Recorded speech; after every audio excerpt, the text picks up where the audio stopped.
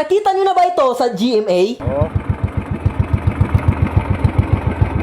Bitaw. Yan ang leatherback sea turtle na may scientific name na Dermochilis coriacea. Sila ang pinakamalaking sea turtle sa buong mundo. Kaya nilang humaba ng 2.7 meters at tumimbang ng 900 kilograms. Kaya nilang mag-dive ng 4,200 feet sa ilalim ng tubig at mag-hold ng hinga sa loob ng 85 minutes. Ang main source of food nila ay mga jellyfish pero minsan mga plastic. Inaakala kasi nilang pagkain. Ang ibang mga pawikan ay merong hard shell. Sila naman ay merong flexible at rubbery na parabang leather. Kaya nga tinatawag silang leatherback. Sila ay mga reptiles at ang mga reptiles ay cold-blooded animals. Ang mga cold-blooded animals rely body heat sa kanilang environment kagaya ng sun. So hindi sila pwede sa malalamig. Ang warm-blooded animals naman nag-generate ng body heat internally. So sila lang. So hindi sila pwede sa maiinit na lugar kasi mas iinit lang sila. At ang leatherback ay parang nasa dalawa. Gigantothermic ang tawag. Kaya nilang mag-regulate ng body temperature sa mainit or sa malamig. At sila lang ang reptile na kayang gumawa niyan. Ayon sa DENR, sila ay endangered species. Sila din ay declared as vulnerable ayon sa IUCN. Kumukunti na lang ang kanilang bilang sa wild dahil sa human activities kagaya ng aksidenteng paglambat, pollution, climate change, coastal development at minsan kinakain din ng tao. At yan ay nakakalungkot. Ako si Kuya Bubbles at ang pangarap ko maging katulad ni Kuya Kim. And if you want to know more facts about science, animals, and everything dito sa mundo, just follow me. And that is what I discovered.